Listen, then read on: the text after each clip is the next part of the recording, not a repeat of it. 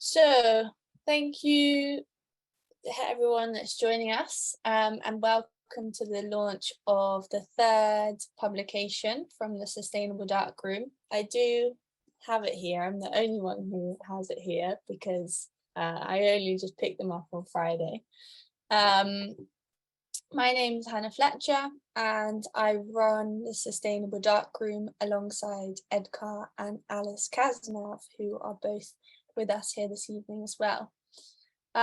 So if for those of you that don't know, we're an organisation dedicated to the research and development of environmentally conscious and low toxicity materials and processes within analogue photography. We have an international network of practitioners with whom we kind of simultaneously support and learn from and with. So we really facilitate collective knowledge and skill sharing. So through the dissemination of this new book entitled Resource, we hope to kind of further build this community to empower each other through ideas and knowledge, and to kind of give individuals more awareness over the materials they use and the processes they work with. So as an organisation, we recognise that kind of as a society, we're always learning and evolving. And at the Sustainable Darkroom, we will continue to evolve with new knowledge and new research so that we're always able to provide a kind of most up-to-date and essential information, resources and support to practitioners that wish to approach their own photographic process or practice in a more ecologically conscious way. So if I'm sure some of you have purchased some, like either of our previous two books, then you will already see this kind of growth and transformation in knowledge that has occurred just over the past 3 years that we've been operating. On that note, if you have purchased either of our previous books, then I also just want to take a minute to say thank you, as the sales from those two publications has been able to fund all of the printing and binding costs of this latest book. So we operate, as an organisation with full transparency across what we do, and we didn't have any external funding for this publication. So it really wouldn't have been possible to make it without all of the wonderful people who purchased a copy of one of the previous books. Literally every penny has gone towards printing 500 copies of Resource. So the title of the book, Resource, refers to resource in many senses of the word. It unpicks the colonial and social entanglements between materials as resources, an area which is discussed in Alice Kazanov's text. In her piece, she examines the material legacies of silver in photographic production and the histories of colonial extraction and exploitation that have made photography possible.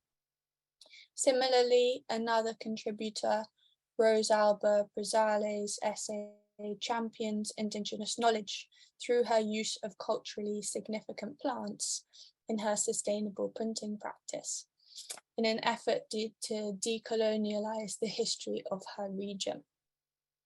Resource, the title, also embodies the notion of being resourceful, highlighted in Dagi Brundert's recipes for making developer from food waste, and Lewis Herritz's recipes using rabbit droppings. It considers the relationship between resources as sources of wealth or revenue, as Oliver Raymond Barker, sorry, let me get rid of that noise. As Oliver Raymond Barker discusses the confluation of art, resources and technology in his text Silver and the Power of Limits. And lastly, resource acts as a resource kind of in and of itself, providing valuable information to those wanting to learn about ecologically conscious photography. So it is available to buy as of today, of course, I've got a website link, let me share my screen, from londonartphoto.com/shop, not a particularly hard URL to remember. You can buy either the digital or the print version. So the print version is £21 and the digital is £7. Any monies made from these will literally go straight back into funding future publications. So the reason why you might be wondering, here's a picture of the books on the shop. The reason why you might be wondering why you can find the publications on London Alternative Photography Collective's website rather than our own is because we have chosen to self-host our own website from a solar panel based in the UK. And our website is as small as possible, essentially.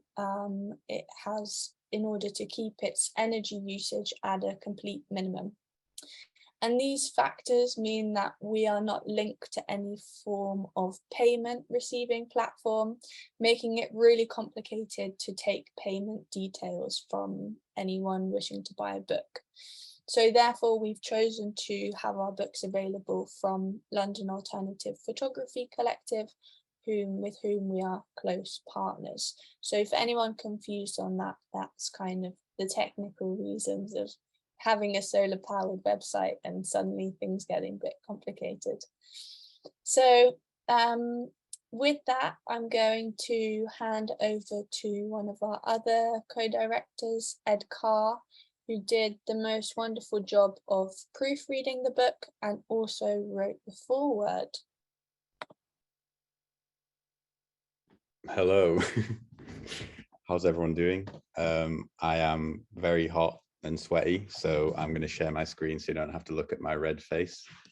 I think it's kind of interesting, well, not interesting, but maybe bleak to think that we're doing this during one of the strongest, hold on a sec, desktop, during one of the strongest heat waves. Can you see my screen there? Yeah, cool. Yeah, during one of the strongest heat waves that we've endured in Europe. And so it makes everything that, you know, Hannah's been doing and that I guess we've been doing as an organization even more relevant. But yeah, firstly, I'd like to say thank you to everyone that's here, and even more thanks to everyone that contributed.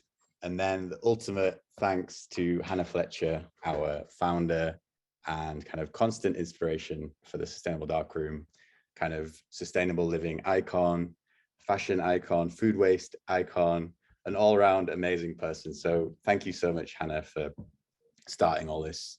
But yeah, I'm going to just read out my foreword because I'm going to be lazy in that sense. And it's very much style over substance. So yeah, there's not much in there apart from a bunch of pretentious words about the future of photography. But hopefully it kind of sets the scene for the Sustainable Darkroom, for the text, and for what we kind of want to do as an organization. And while I read, I'm just going to cycle through some GIFs because I have a weird obsession with GIFs that I printed using cyanotypes. So anyway, here you can see the cover of the book and the credits in the book. Yeah, I guess again, thank you to Melanie King as well for helping me with the proofreading.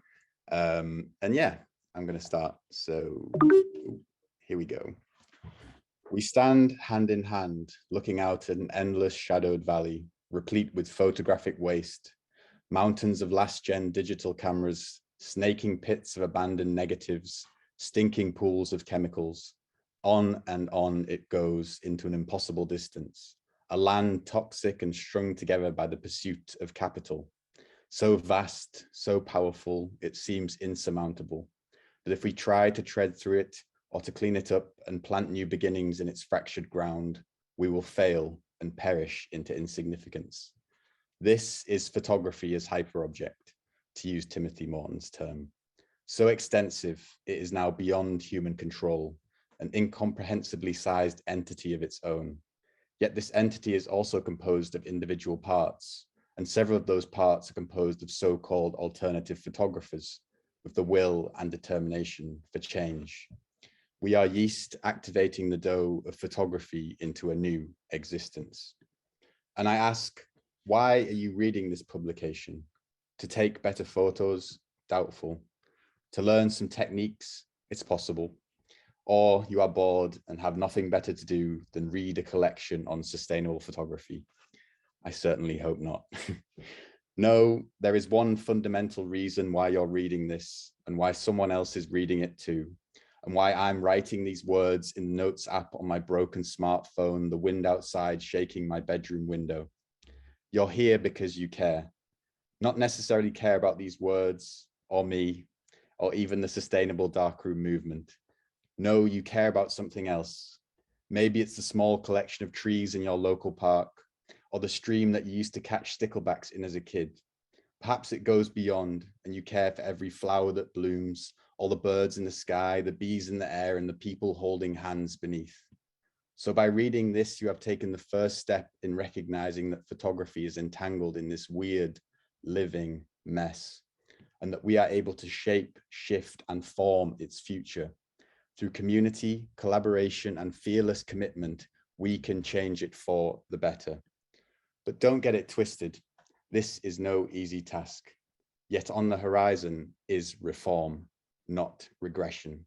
So let this publication act as a blueprint for those wishing to depart from the violence of the past and into a better future, to ecologize, decentralize, collectivize, to say goodbye to the clean, the cut, the slickness and stiff-necked, to welcome the rough, the ready, the handmade and hands dirty.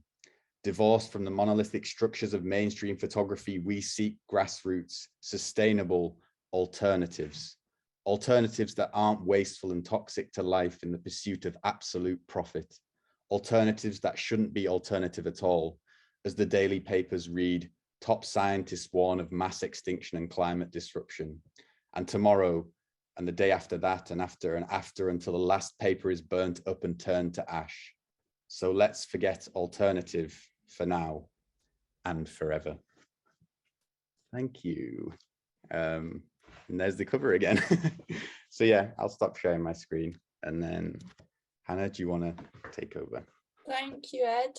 That was a really nice introduction. So now we're going to hear from some of our speakers. We've got a real international range today. We're hearing from those in South Africa, in the Netherlands, and also New Mexico. So first, we're going to hear from Svea Josephy and Vanessa Cowling, who are two of our contributors based in South Africa, and they teach at the University of Cape Town. So we're really lucky to have them both with us here this evening speaking together. They've been working collaboratively not only on their contribution to this book, but also, as you will hear, to build a photographic garden with their students. Coincidentally, this was a project that Svea and Vanessa began working on around the same time that I too was planning the Sustainable Darkroom's photographic garden with Ed, which is now located in Leeds outside our physical facility there. So I hope their text will make a few more of you think about how a little piece of shrubland or some pots outside your door could function in harmony with your photographic practice. And if you happen to be based in the north of the UK and are interested in this area of research or interested in using our photographic garden, please let us know. We'll also be holding a physical symposium in Leeds at the end of September, which brings together the past year of research from a group of 12 artists and residents that we've been working with to investigate ways in which the photographic garden can work symbiotically or be critically linked to the darkroom. So thanks again for joining us, Svea and Vanessa, and I will hand over to you both. Thank you. Thank you, Hannah. Just before we begin, Svea and I would just like to thank you, Hannah and Alice and Ian, for including us in this publication and for everything you do with the Sustainable Darkroom, for all the resources that you share. Thank you very much. We also just want to thank Fritha Langeman and the Campus Sustainability Project at UCT for funding our garden, and the various people that help with our garden at UCT who will be mentioned in our presentation. And then, of course, the garden itself who shares its resources with us. So I'm going to share our PowerPoint, and then Svea and I get started. Okay, Svea. Great.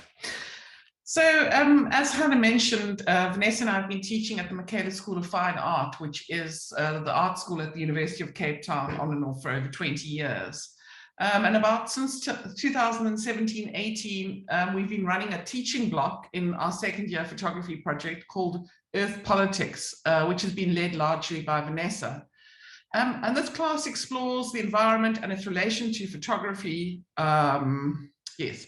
So in 2020 and 21, we reframed this project to take place largely on campus as opposed to in the broader environment because of COVID-19 safety concerns. So previously we would have gone to the beach or into the gardens, and now it was very much based on campus. So during lockdown, I had grown a large number of speckworm. Speckworm is an African plant which sequesters carbon back into the soil at a much higher rate than most other plants. And so our second year photography students at Michaelis planted a speckworm garden and a sustainable darkroom garden as part of the Earth Politics course. So the project was enabled by funding from the Campus Sustainability Project at UCT. They were able to give us a small amount of money.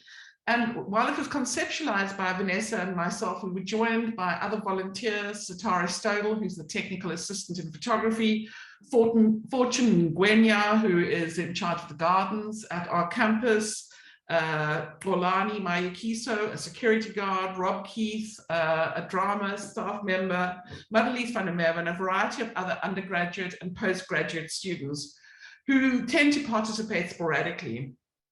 What is remarkable here is that we are all from different departments and from different sort of places in the sort of university hierarchy. So one might find academics and administrative staff, security guards, etc. And what we found is that this garden has facilitated conversation across the disciplinary silos, which we find ourselves in. We've been talking about setting up a photography garden since the Cape Town Day Zero drought of 2014 to 2018. Day Zero refers to the day that the city of Cape Town was due to run out of potable tap water. For decades, I've been attempting to recycle the grey water out of the darkrooms, but to no avail. Because, trying to interface with the university bureaucracy is quite difficult.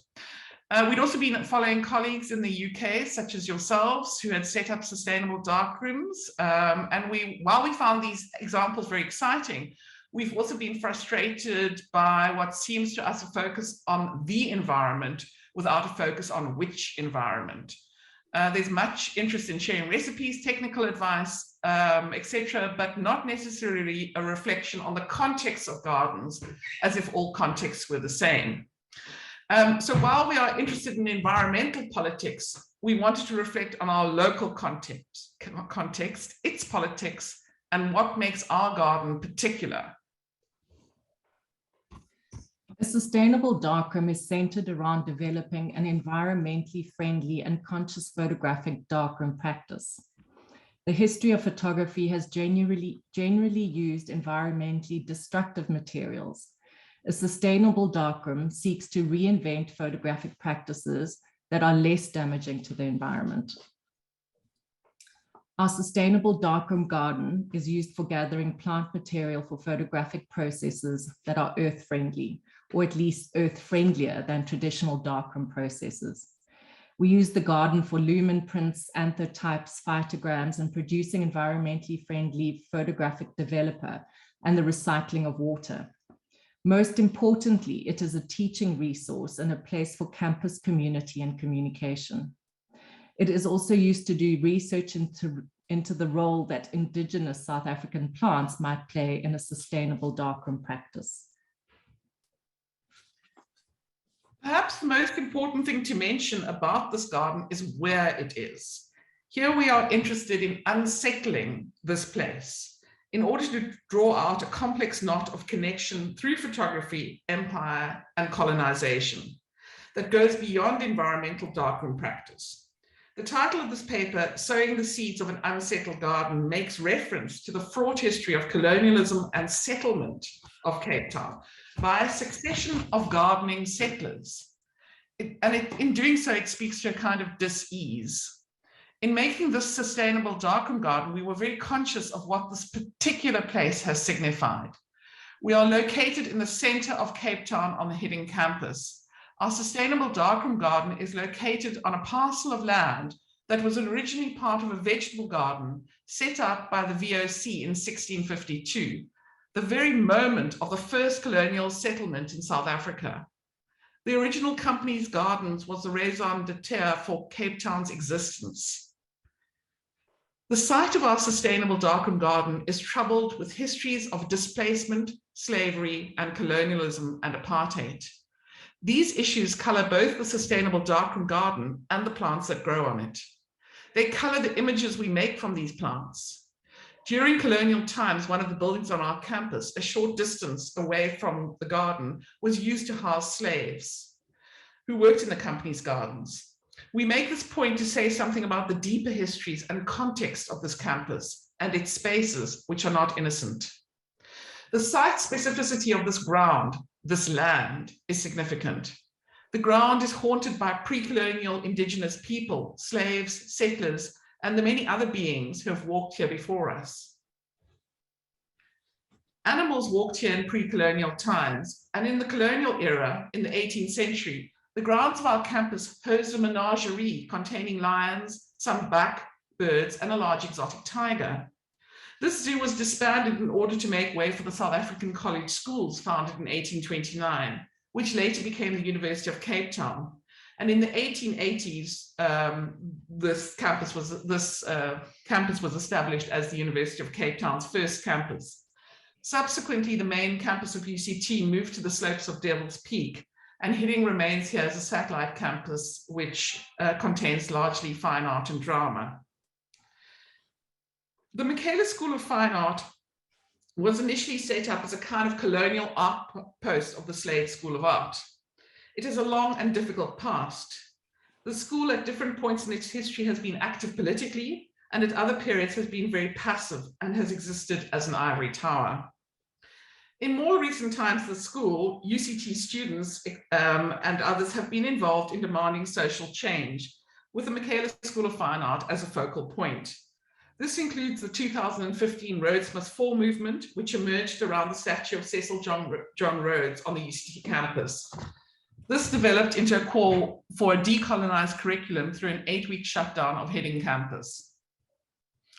Our context then is not only physical, but also geographical and also temporal. In other words, located in the context of a moment within higher education in South Africa. During this time of 2015 to the present, the role of the university in South Africa is under revision.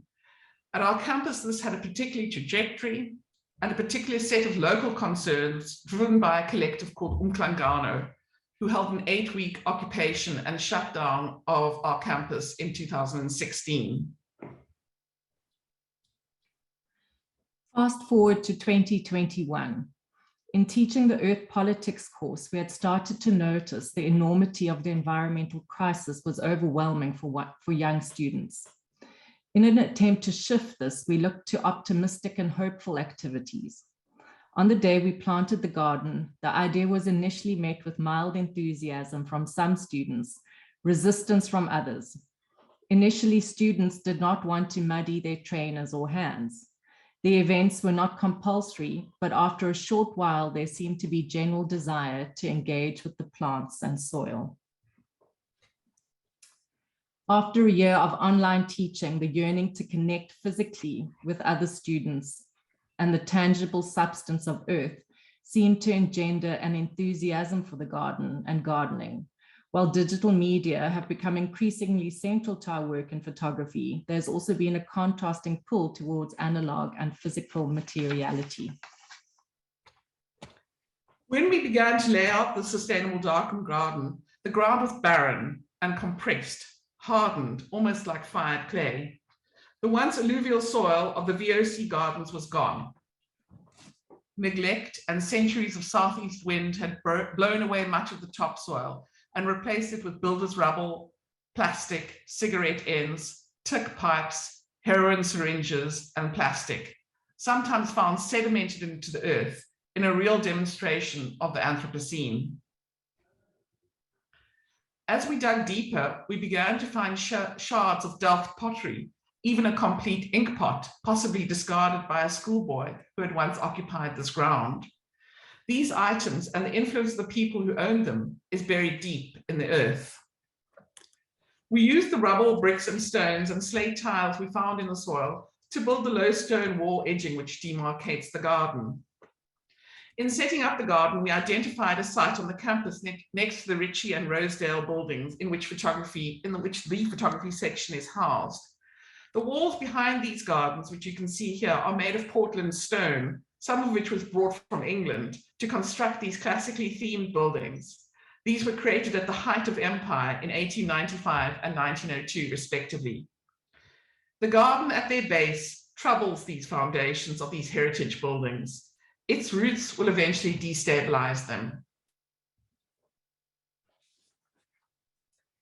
In this garden, students and staff tilled the soil, put down non-Indigenous pine discs as pavers, started a compost heap and a worm farm, and planted a variety of seeds and plants. Afterwards, we laid down wood chip to keep the soil moist. In the first instance, our aims were not focused on Indigenous plants, and we used plants that we felt would make good developers and produce strong colors for anthotypes. We planted spinach, beetroot, nasturtiums, poppies, violets, geraniums, and a mulberry and blackberry bush. However, our success with these plants was limited because a hard, dry Cape Town summer nearly killed the garden completely. We have subsequently planted and begun to experiment with plants that are indigenous to South Africa. This is important as a decolonial gesture in acknowledgement of environmental damage and the displacement of people, fauna and flora from the site historically and socially, but also for botanical reasons.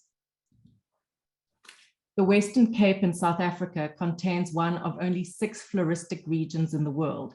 And although geographically the smallest, Capensis is the most biodiverse. Given the opportunities our context affords us, we are able to do unique research.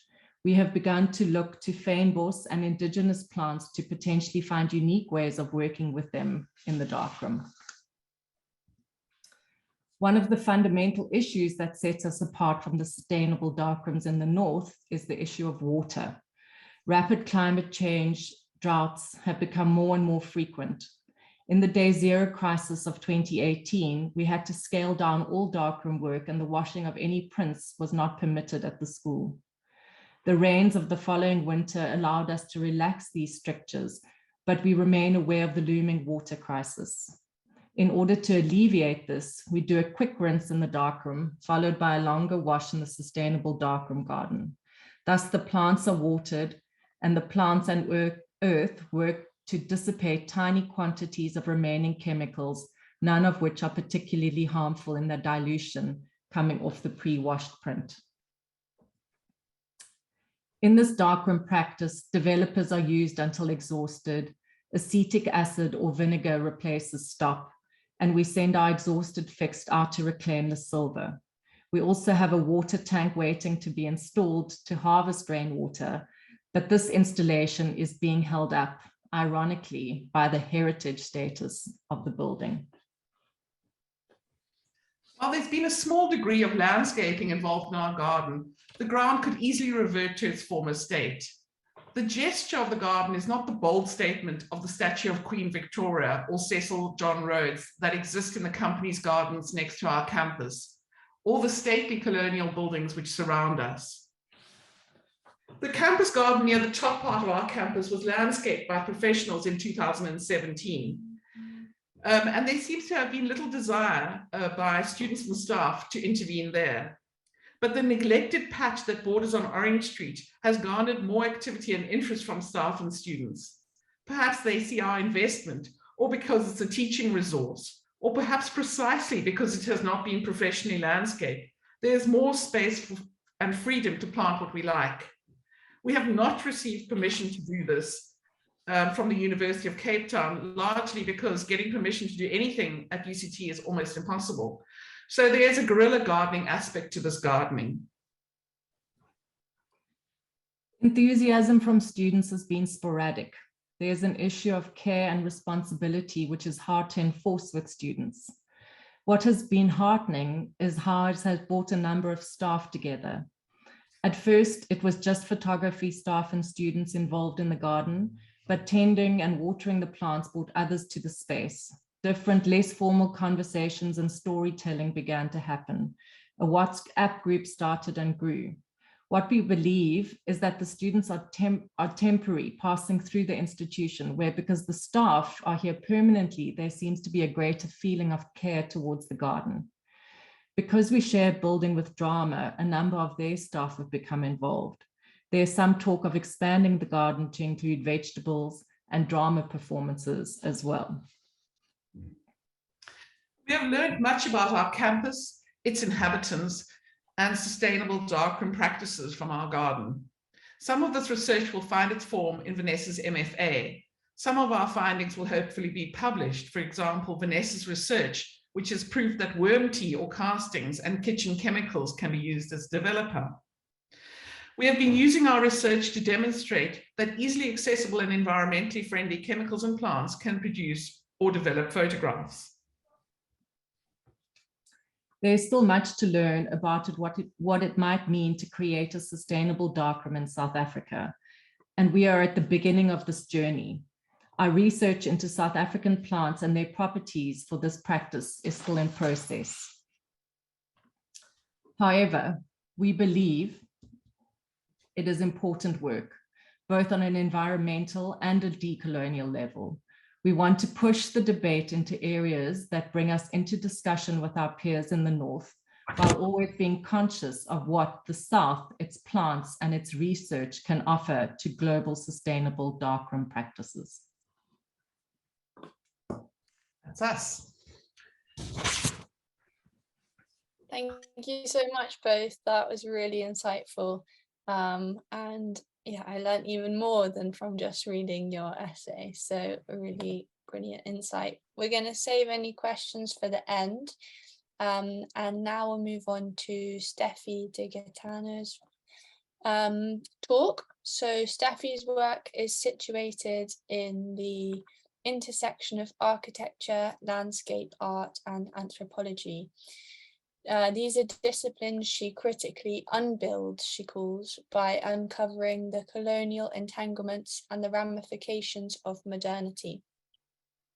After graduating in architecture at the University of Technology, Eindhoven in 2016, she enrolled in 2 postgraduate programs, the second year of Decolonizing Architecture Advanced Studies at the Royal Institute of Art in Stockholm, and Cultural Anthropology and Development Studies at the Katholieke University in Leuven. Last year, Steffie founded Studio Ditch, which is an artistic research practice focused on bringing environmental degradation to colonial legacies through the traces left by material flows, organic matter, and beyond human indices. This is kind of what her text is based around. And Steffie took part in a soil chromatography workshop with me a few years ago. and I really enjoyed kind of following her investigations and movements with this process, and eventually kind of leading towards this very rich text piece, of which an edited version is included in the book, and she will talk a bit more about today. So thank you for joining us, Steffie. Thank you so much for the introduction, Hannah, and for having me. I will share the screen. Hopefully, is it working? Yes? Yeah. Okay, great. So I will skip my own introduction because you did such a great job in presenting. But yes, I will be talking about what I call the Permians project, which is a project I've been carrying out for the past 2 years, which sits, yes, at the intersection of 4 areas: architecture, landscape, posthuman anthropology, and photography. In the essay I submitted for resource, the story traces, the story begins with the very small river that crosses my town in Eindhoven in the Netherlands, which is called the River Dommel.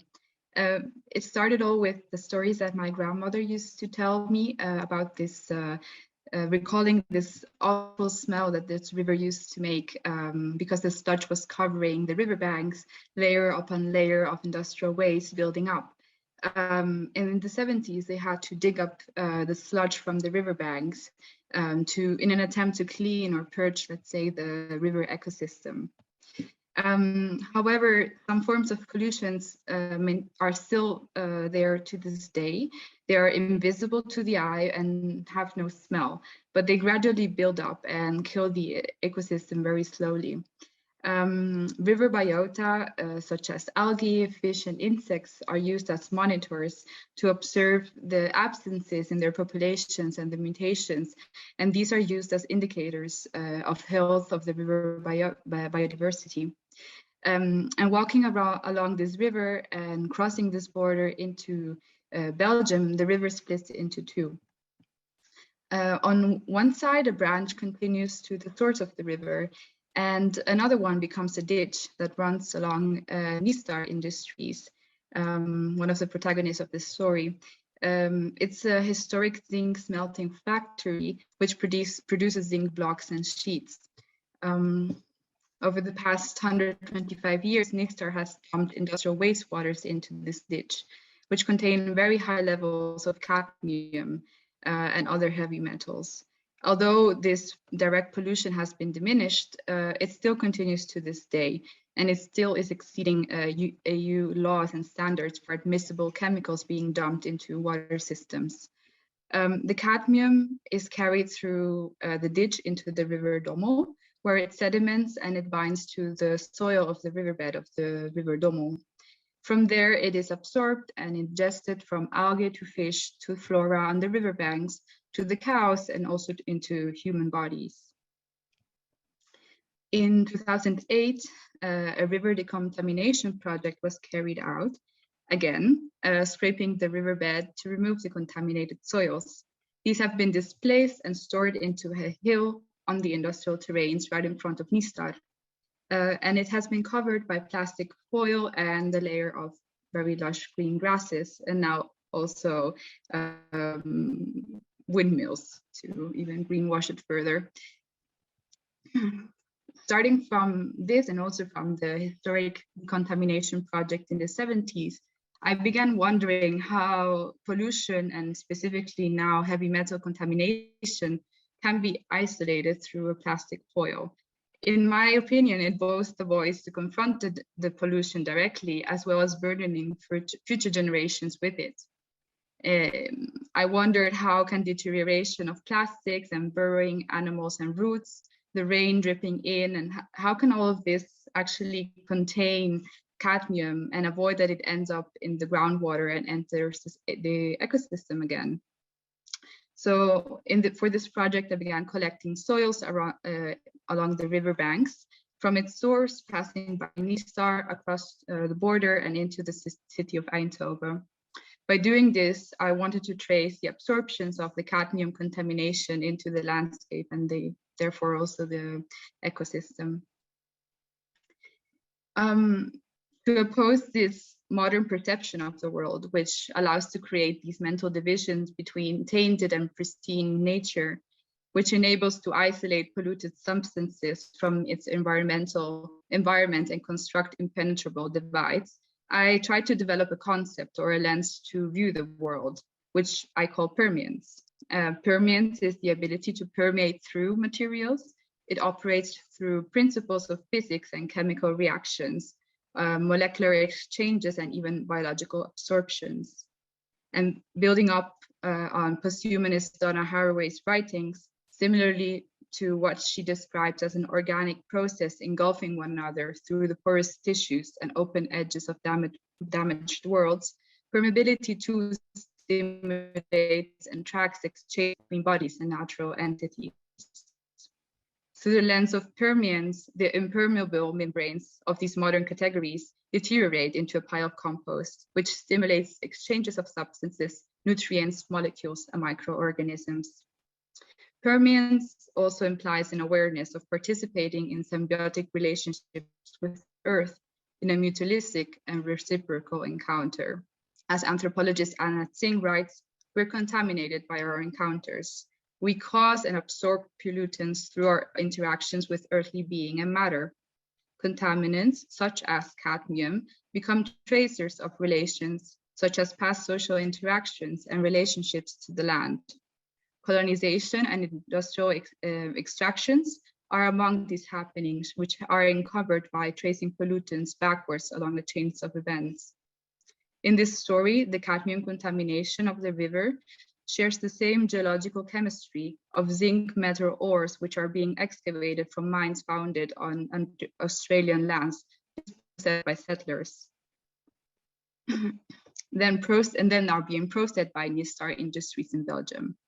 In this way, linking environmental pollution in Northern Europe to macro histories of colonization. What you're viewing now is an excerpt of a video essay which I recently published together with the sound artist Tina Tere, who created a soundscape of the river, the Domo, and also the industry. The piece I worked on tries to experiment with this idea of permeance, but also the digitalization of the chromatographies I've been working on. So at this point of the research, I had encountered work of Hannah Fletcher, and as she mentioned, I attended one of her workshops early last year, and her practice was very inspiring to me. I believe she bridges the scientific method with the photographic, more aesthetic aspect, which I found very interesting, and also introduced the soil chromatographies as artistic works. So scientifically, you can read these chromatographies to understand soil health and composition, as it separates the chemical compounds of Earth and develops single elements through a light-sensitive reaction, translating the chemistry into colors and patterns. Complex patterns refers to mineral levels, organic matter, or humus. The more complex the design, the more diverse and healthy the Earth sample. Intense warm hues stand for better quality soil, while cooler colors indicate a poor microbial activity. One of the reasons why I chose for this photographic technique specifically for my project is because it's quite environmentally friendly, as well as all the chemicals and polluted earth are actually absorbed into the piece itself without creating any waste that re-enters the ecosystem or the waterways later on. Here you can see the circular chromatographies I created with the correspondent earth samples of the river. And I tried also to move away, like I began experimenting, moving away from circular chromatographies. I began experimenting with linear absorptions and also absorptions from two sides, so from the top and from the bottom, and trying to see how they interact and meet on paper, which was very unexpected, to be honest. I tried mixing multiple samples together, testing my control over this method and see how far the agency of the earth solution and the absorption in the paper goes by itself. Here are some details of more complex chromatographies I made along the way. And at a certain point, I began to see soil chromatography as a form of, well, you can see it as a form of alternative non-representational photography, which actually gives agency to these contaminated soils, which reveal their chemical compositions. So blurring the lines between art and science and contaminating the photographic practice itself, not being scientific, I created these maps of river pollution, trying to search for a balance between my own presence and the agency of the contaminated soils themselves. In the early test, I used 16 different samples from the river and that I collected in various points, so at the source and at the industry and so on. The particular thing about chromatography, which you might have noticed, is that the earth that is being absorbed and contained into the paper reveals actually two images, so a top or a bottom or an A and B side. So these are the same chromatography, but then two images are created. So ultimately, the experiments led to maps of this river pollution, which are quite large, are a meter by 62 centimeters. And I created a series of examples trying to experiment how far my own agency can go in shaping the final product. And here are other two examples. To the left, you can see precisely why it is a photographic process. The white like stripe or line in the middle is actually a part which was not treated with silver nitrate. So it's actually undeveloped paper at that point. And to the right, you can see a more recent experiment I tried to do with cyanotype and silver nitrate and earth on one, and it created this very nasty kind of explosion on paper. Yes. So the scientific ground chromatographies remain a key to intuitively read these maps as a sort of legend. From these chromatographies, you can really read the composition of the earth and also tell which parts of the rivers are thriving more than others, and therefore also which ecosystem is thriving more than others. If you don't have this, the knowledge to read chromatographies, very briefly, the more undeveloped patterns, the browner ones, the simpler patterns are indicators of poorer soil quality, while as the ones that have a diverser color, in generally you can say that are a better quality soil. So to produce these maps, I misused chromatography as a subversive act towards a scientific and modern narrative. We could extend the following statement on alternative photography that professor in photography and theory Vincent Vivas wrote on also to chromatography. He writes, alternative photography minimizes optic unconsciousness to put into question some of the most controversial concepts on photographic ontology and to adopt a highly critical stance on issues related to representation and communication. So beyond reflecting on findings, on finding more sustainable photographic practices, I believe chromatography can also question the foundations of photography itself. For example, the chromatographic act differs from camera-derived photography as it does not try to seize the ephemerality of an instant. It is actually a process that requires a longer time frame. Furthermore, chromatography also does not create the othering dichotomy of subject and object via the photographer's gaze. In fact, if we consider soil as an equal agent in the production of these pieces, through the absorption of the earth solution into the paper, the agency is transposed into the piece itself, permeating or saturating it with its subjectivity. So chromatography is not an objective nor a superficial representation of the earth contamination. In this case, it becomes the thing itself. It is actually the contaminated earth in the paper. We could say that the ontology of the chromatographies is more complex than camera-derived photography, problematizing the dualistic narratives of subject-object. To conclude, in this project, my intention was to collect with soil in an act of beyond human photography and combine our agencies together. As a form of post-human communication between earth and humans, chromatography enables contaminated soils to communicate on a macroscopic scale and in wavelengths visible to our eyes. Thank you.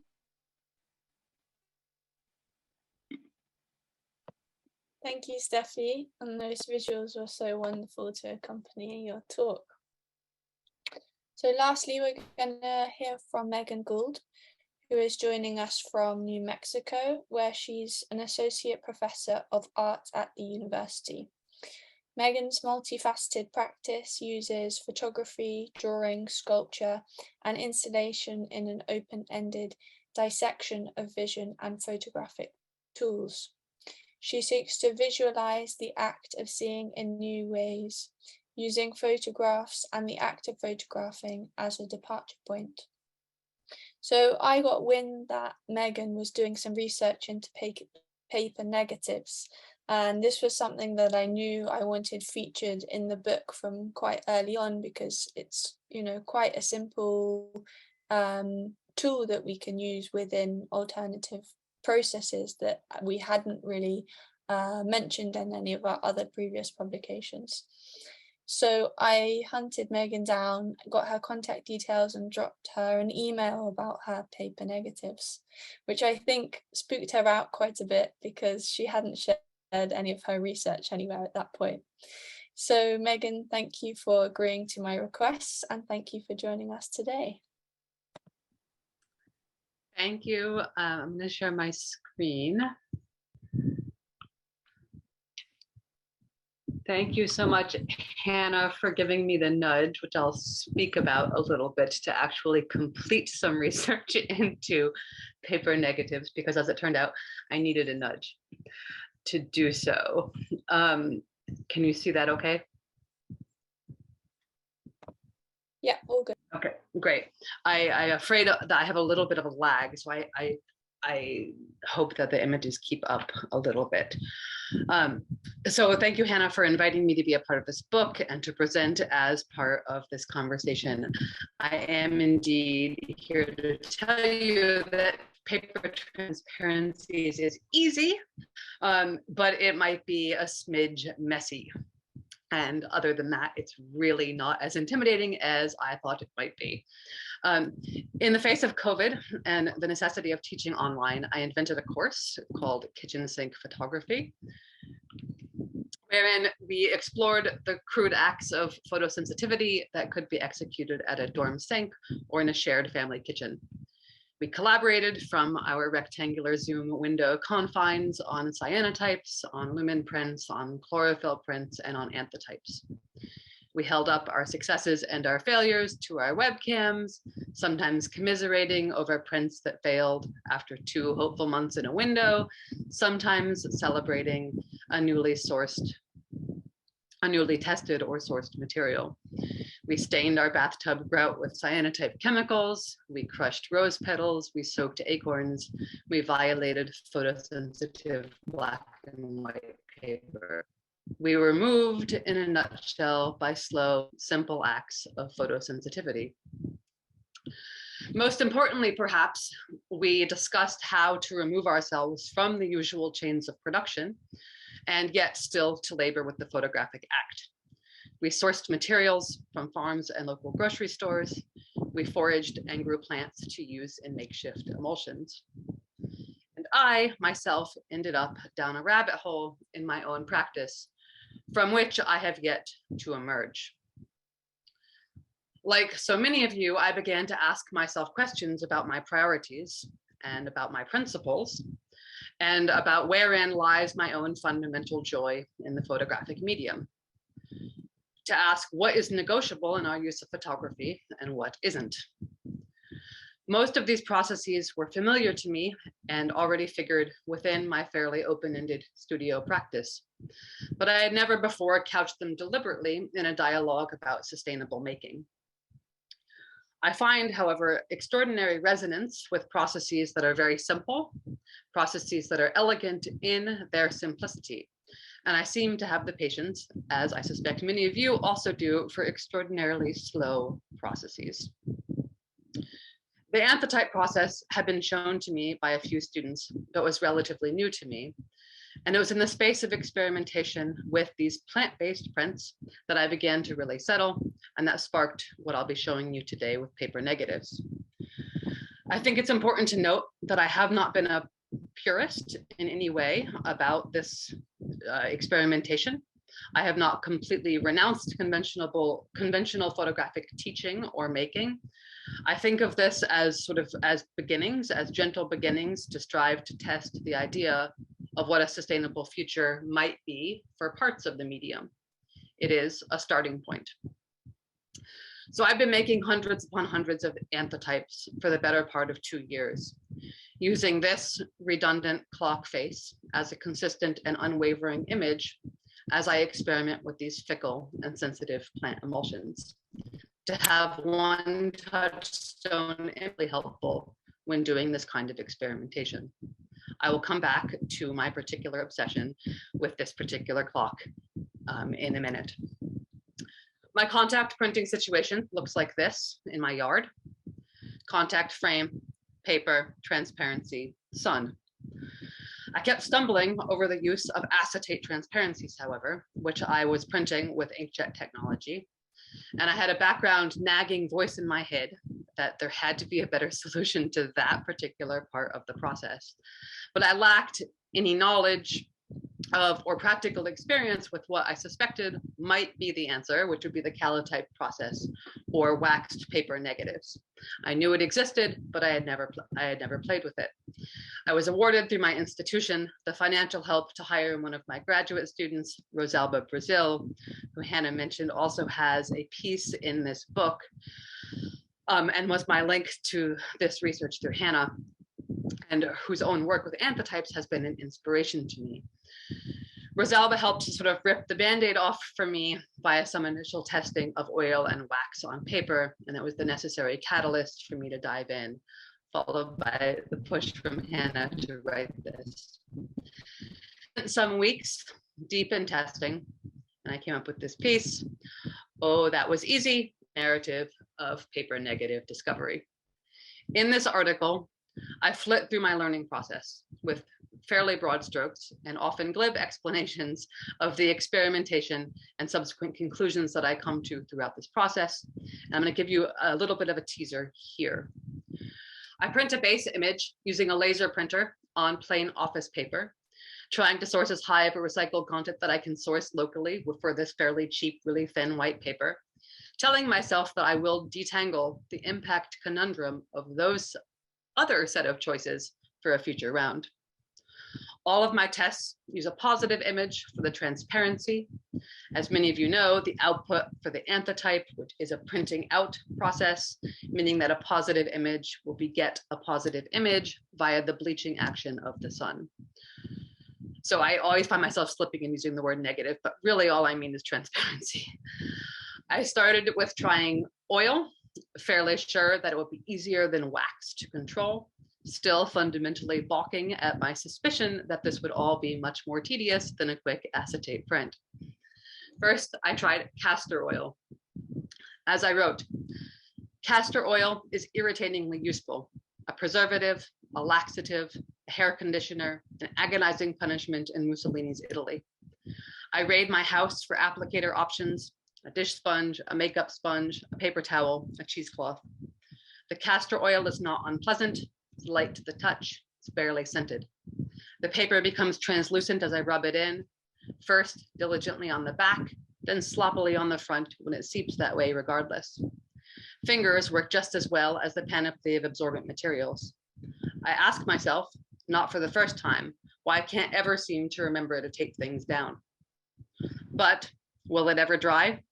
Days later, the answer is no. I rub the oil some more, because, to be honest, rubbing an image is always satisfying, a photograph or a magic lamp. The oil eventually transfers to my now well-lubricated fingerprints. In the bad idea category, I used this first disastrously oiled transparency to make a turmeric print, which looks good, even very good, until I slip it into its borax and water bath to develop and fix, as one does with turmeric anthotypes. Water and oil, of course, is not the most effective of ideas. Several times of doing this research, I realized, shockingly, how useful the internet is and how much other people know. I read some advice and I add rubbing alcohol to the castor oil, which helps it, in fact, to dry. I make my first successful print with a paper transparency, Just 1 day's exposure onto spirulina sensitized paper. It's a qualified success. And then I decide to finally tackle wax. My family, we do keep bees, so I idly wonder in this article what took me so long to come around to wax. I have a lot of it. And I'm slow to discover things sometimes, and I'm also slow to find the most efficient way to do things. I describe that in this article and how eventually the internet again reveals the best way for me. After a fair bit of trial and error, I find joy and ease in the application of wax, and it would be my recommended solution for making paper transparencies for anybody over oil anytime. My spoiler alert before you read the article is that the answer is a warm griddle and lots of paper towels. It's almost embarrassingly easy once you learn to control it, and it turns out it's fairly satisfying. It also involves an endearing amount of rubbing. The paper goes transparent, the excess wax rubs off. Here are some failures. And a success, which looks like the basic transparency, which is as it should look. My basic conclusion is that it's highly doable, although it might need some tweaking in order to appropriately control the contrast in the image, and even doubling transparencies to enhance the contrast, which I have always ended up doing regardless with acetate negatives when I'm making anthotypes. It is easy to make a mess, to which I myself am rather prone. And it's one, or maybe not just one, but one hiccup that I have found with it is that wax does stick to contact frames in the heat of the summer. So in the New Mexico summer sun, it is particularly easy to get wax everywhere. And mostly, honestly, over the summer months, I use acetate transparencies because of the stickiness of the wax. But it's joyful, it's relatively easy, and I personally find intense resonance in this action of rubbing a photograph into being. My postscript, as promised, about this clock. My current long-term obsession focuses on this clock on the left, stuck at 10 minutes past 10, as in all watch or clock advertisement. If you've never noticed this before, I must apologize because now you will not be able to unsee it. This form of the hands allows the brand name of a watch or clock to be framed with the optimism of a subtle smile form, affectionately known as happy time. I'm fascinated overall by the tropes of the photographic medium, the assumptions we make in its practice, the ways our vision is quietly mediated. A quest for me to push against default printing processes figures into the same conversation as that of this insidiously cheerful and insidiously capitalist clock time. Buy me because you feel oddly happy. In recent months, the doomsday clock on the right, stuck at 100 seconds to humanity's presumed doom, is the counterpoint to this happy clock. Thank you again, and I am so looking forward to getting my hands on this book and reading the rest of everyone else's conclusions. Thank you so much. That was great. Thank you to all our speakers. We're going to have some time for questions, but before we do, I thought it was quite important to just cover the kind of technical and production side of making the book. So different choices that I made when kind of having to make certain decisions, because the environmental considerations of making anything physical is really at the core of what I do and what the rest of us do. So the research contained within this book is just as important as the research for the kind of making of the book of itself. So I worked with Folium on the production, and we had a meeting very on to think about the role that my design and planning from the beginning had on the printing manifestations later down the line. They advised me that the most efficient use of paper and plates was to use the largest number of page sections in the book as possible. So page sections are essentially the number of pages per section that you have there. I should have taken a photograph of it. Anyway, so the maximum number of pages in the sections you can have is 32 pages per section. So therefore I knew from quite early on that the book had to be a factor of 32. And this certainly has its limitations and difficulties at times, being such a high number. So the second kind of consideration I had to make was working with the inks. So I wanted to work with bio inks in the printing, which also meant that so bio inks are used with a litho printer. So that also meant that my printing medium was already kind of set. Litho printing uses plates to print from, making it only financially affordable if you print quite a lot of these plates. The litho press also uses Fujifilm process plates, CTP, which eliminate the use of harmful chemicals needed to develop kind of on more traditional printing plates. So for these reasons, we went for a high print run of 500, and it was litho printed using bio inks. Then the printer that Folium work with are called Martins the printer. They're based in the north of the UK. They run entirely on green energy, and they recycle 99.9% of their waste, they say. So I knew that we wanted to work with printers solely based in the UK for kind of lowest shipping emissions possible. Folium are based in London, so once the pages were there, they then bound the books at their London studio using all second-hand traditional equipment. I was then able to collect the finished books using a friend's cargo bike, so pedal power was the kind of cherry on the top. The cover was printed on context birch paper, it's called. We can see kind of these speckled flecks in it. It's made from 80% de-inked pulp, and Folium sourced this from a London-based supplier, which is focused on recycled and eco-friendly papers. The cover was then printed by Folium using a second-hand risograph machine.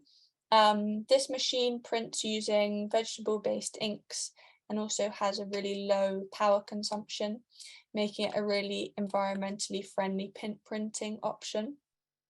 The main limitation with using riso is that you can't print full color images in the same way as you can with other printing forms. So we didn't really feel this was the right choice for all the visual content in the book. So the environmental considerations when printing things, when printing books, I think are becoming kind of highlighted more and more in the industry. And I just wanted to mention Tamsin Green, who set up the Sustainable Photo Book Publishing Network, which is an open group of photographers, publishers, academics and writers who discuss and share knowledge on issues around environmentally conscious approaches to photo book publishing. So a kind of similar organization to us, but specifically in photo books. I recommend checking them out if you're interested. They have some really great and essential conversations being held in their meetings. So I feel like we've been able to cover a lot of different aspects about this publication. I will write the name of the group in the chat. I'm sorry, I didn't prepare a slide for it. And in the meantime, I would love to open up our panel of speakers to questions. or comments, or maybe you have questions for each other.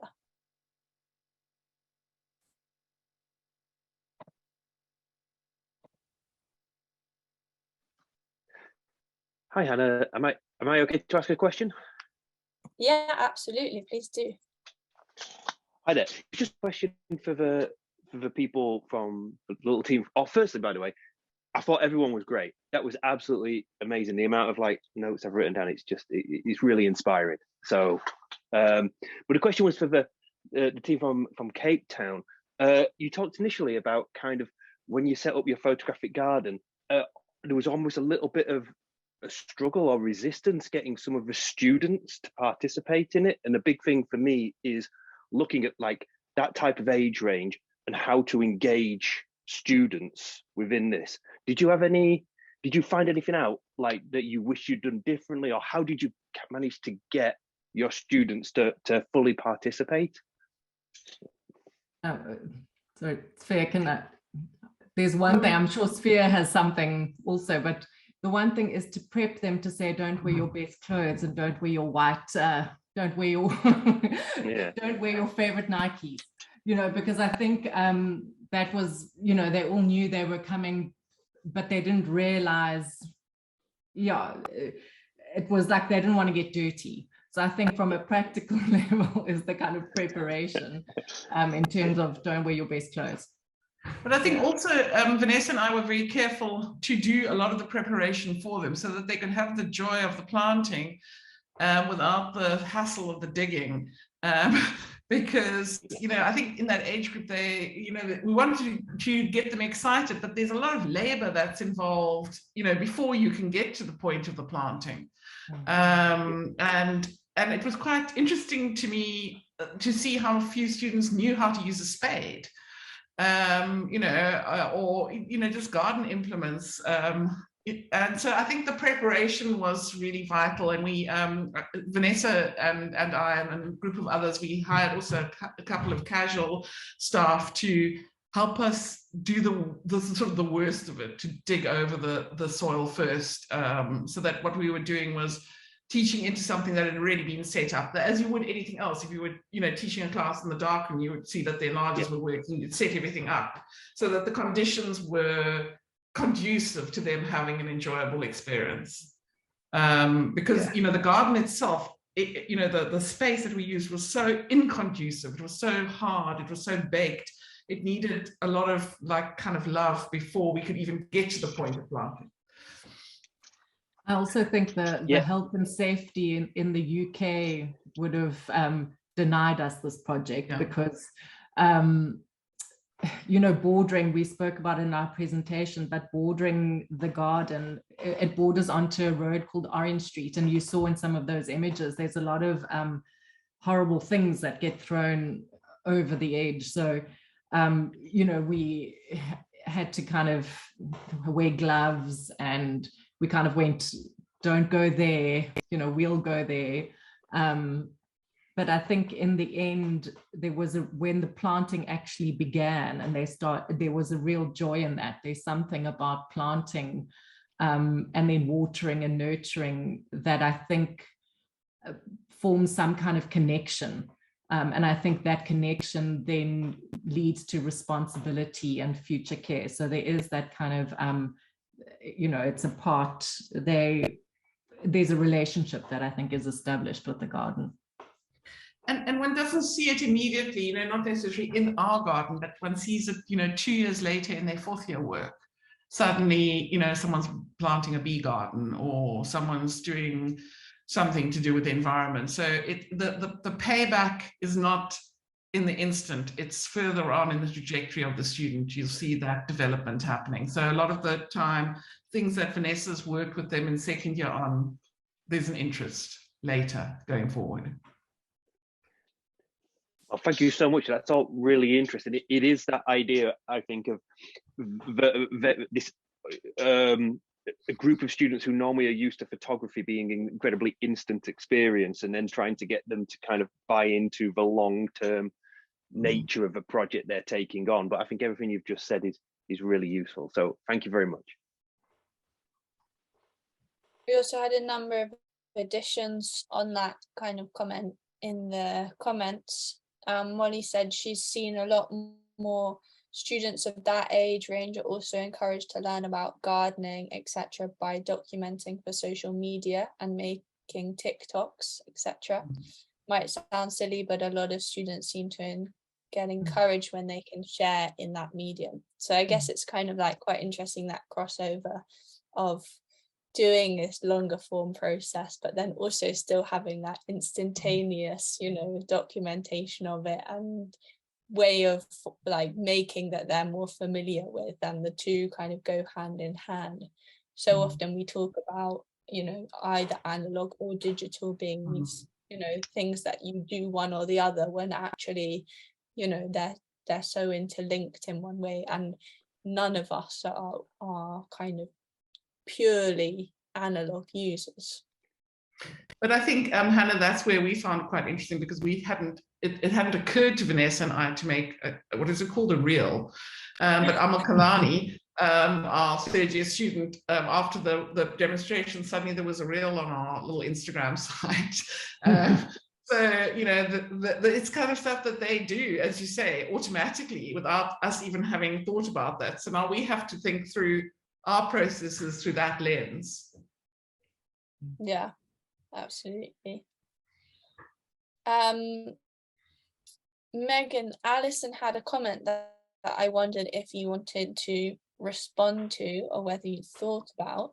She had an observation that using oils that cure, such as nut oils and linseed oils, specifically food grade, or hemp oil, should dry and create good quality paper negs.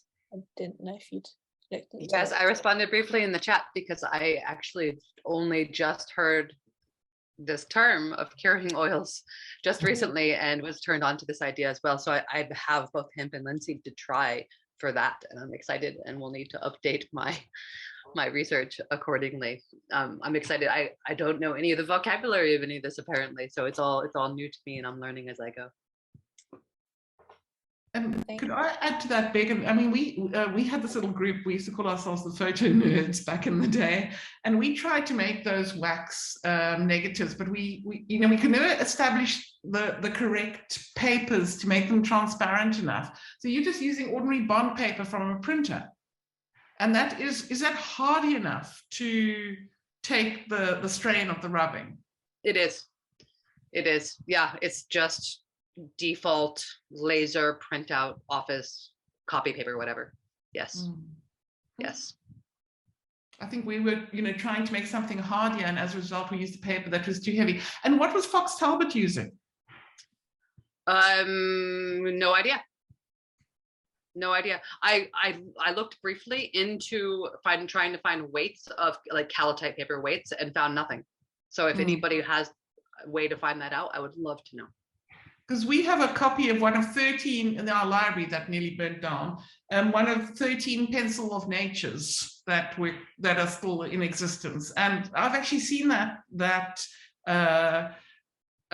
copy, and it's, the detail is quite incredible considering that it's a paper neg. It's amazing. I mean, it's absolutely amazing, and those are thicker. They're quite thicker than the paper I'm using. I tried using some slightly thicker inkjet paper and that was a disaster. Just putting it through my laser printer, and it was a disaster. The wax did not work appropriately. But I have not exhaustively researched this at all. I really like to find solutions that source what I have lying around me. I think it's really important I don't like to consume more to try things. So I'm really trying very hard to say, like, what do I have around and how can I make it work? And that certainly blocks off some really obvious things, which is stupid. But it also leads to interesting outcomes. So yeah, super thin, default, basic paper. So Meggan, the one thing that we've tried in Cape Town is Ambra type, which obviously is a shit process for the environment. But I'm going to try and use a glass neg, and I'll get back to you and tell you what happens. Yeah. Yes, the main tricky thing is printing on the glass neg in the first place. Mm.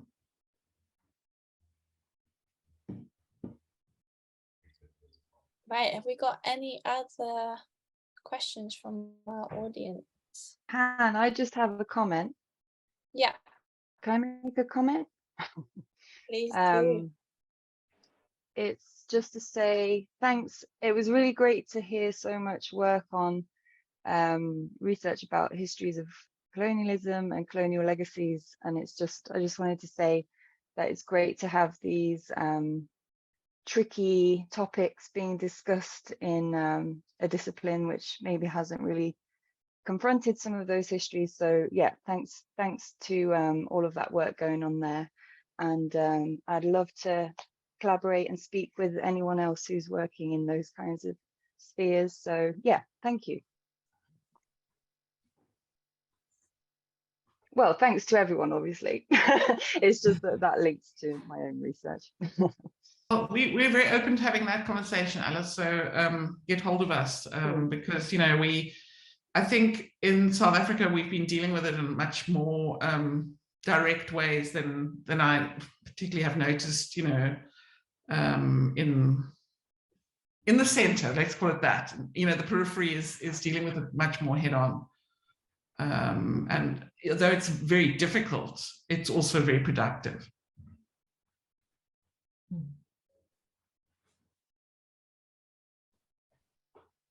Absolutely. I think that was a really important thread to bring out as part of this event, and it's certainly something which has emerged more in this latest publication compared to our previous two.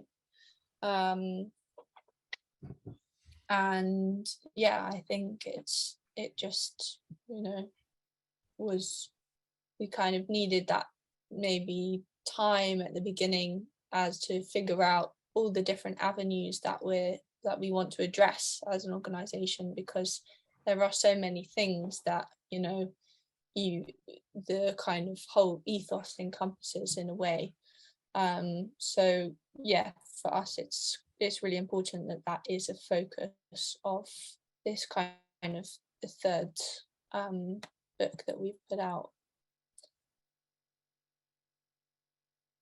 Well, if there, we'll maybe give it a few more minutes. I have a quick question. I'm so sorry I missed at the very beginning, so I hope there'll be a recording of this that I can, it is being recorded, isn't it, that I can, yeah, it is. I can watch and also share with my students. But yeah, just to say, it looks fantastic. Thank you so much for this wonderful publication. And I'm interested in, I mean, I just put in for some research money to build a, you know, kind of photographic well-being dye garden, you know, the whole shebang with our uni, and was told it was outside of the research remit, and I just was so frustrated because I felt like there was still no understanding in terms of the people I was talking to that this was good, would be good for the students, it would be good for well-being, it would be good for recruitment, you know, it would start to create a campus that had you know, a different kind of look in terms of sustainability,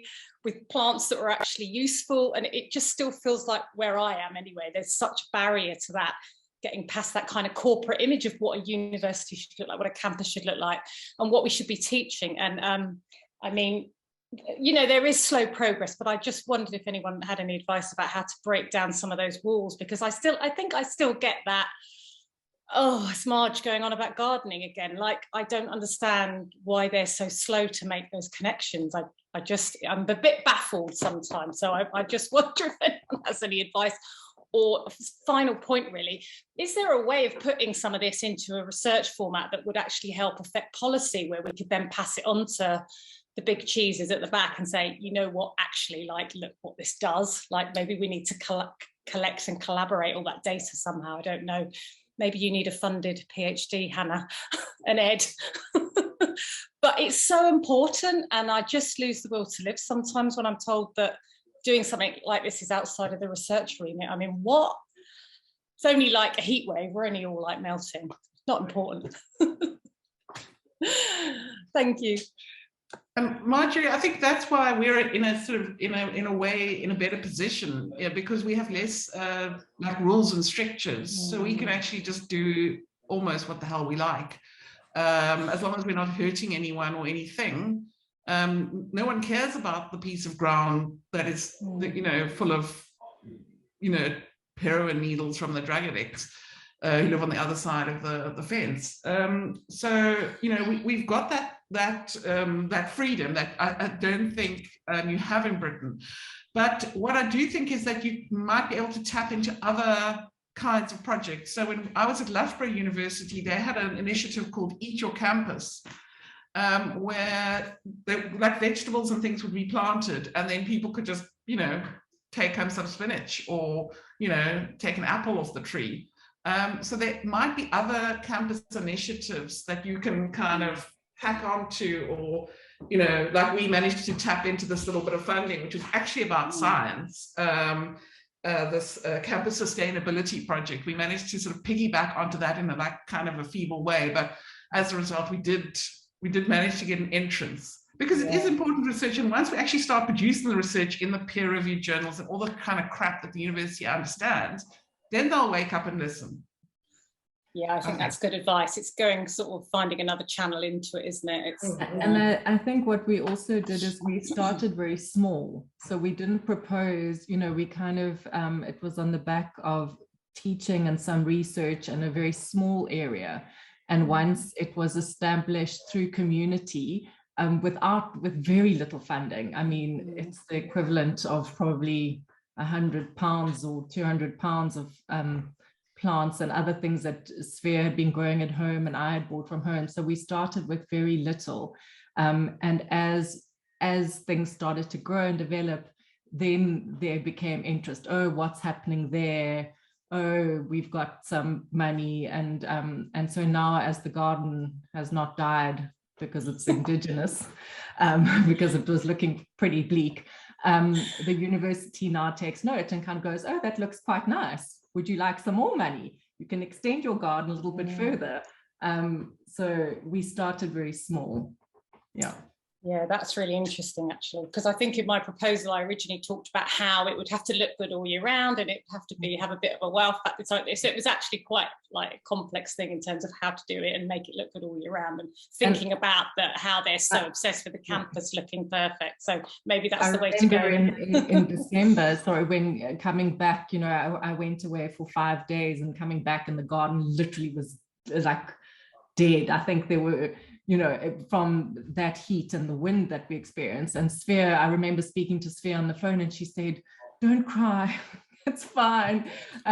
It's learning, it's research. This is part of the research. And it is, so the mistakes are as important as, that had to happen for us to change the way we were working.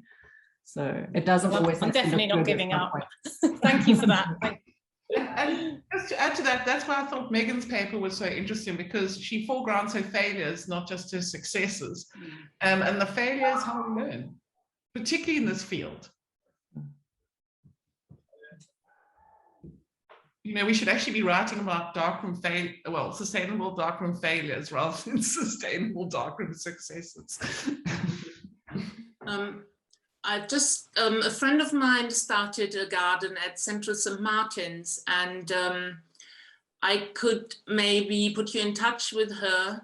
It's not a photographic garden, but she's been very successful at expanding on it. And I know that it's used by staff as well as by students from different degrees. And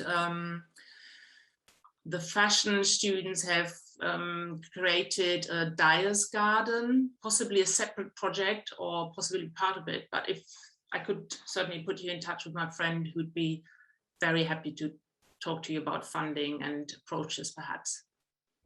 Yeah, thank you. That'd be really interesting. I think there are a few universities now that are starting to do it. So I think we will get there, but it's just, I think it's being persistent, isn't it? And I think if you can show examples, especially visual examples, I mean, thankfully, obviously I can now show them the photographic garden, which is brilliant. But I just think it's the mindset as well. They just still aren't making the connection, that they need to make between the students' well-being and this connection to actually something, meaningful in their lives as well. I think that's the bit that frustrates me. They don't quite get it.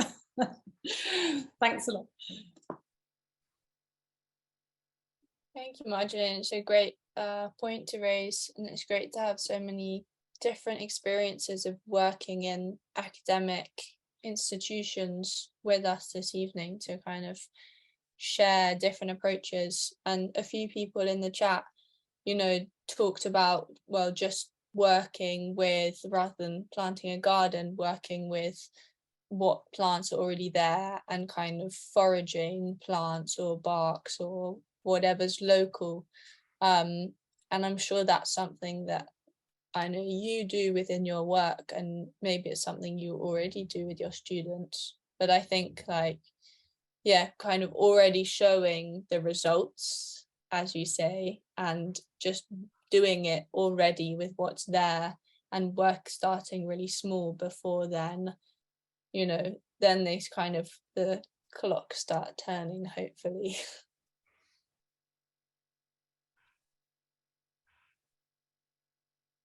So if no one has any further questions, then we can leave it there for this evening. Thanks again to all of our speakers and all of the brilliant comments as well. There's been a lot of really rich information in the chat. The recording has been made and will be available. Not quite sure where yet, but I will let you know, and if you're really desperate for it, then email me and I'll send it to you. So yeah, thank you everyone who joined us. We had a really great turnout, and please do head over to the shop and purchase a publication. It's in the chat, but also if you just, yeah, Ed just posted it in the chat now, so you can click straight through. Thank you again, and have a lovely rest of your days or evenings.